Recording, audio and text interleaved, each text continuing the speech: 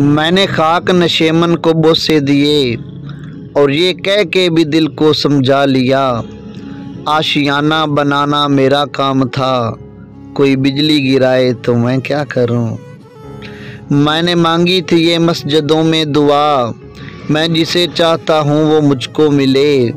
जो मेरा फ़र्ज़ था मैंने पूरा किया, अब खुदा ही ना चाहे तो मैं क्या करूं। शौक़ पीने का मुझको ज़्यादा न था, तुर्क तौबा का कोई इरादा न था। मैं शराबी नहीं मुझको तोहमत न दो, वो नज़र से पिलाए तो मैं क्या करूं। हुस्न और इश्क दोनों में तफरीक है, हुस्न और इश्क दोनों में तफरीक है, पर उन्हीं दोनों पे मेरा ईमान है। गर खुदा रूठ जाए तो सजदे करूं, और सनम रूठ जाए तो मैं क्या करूं।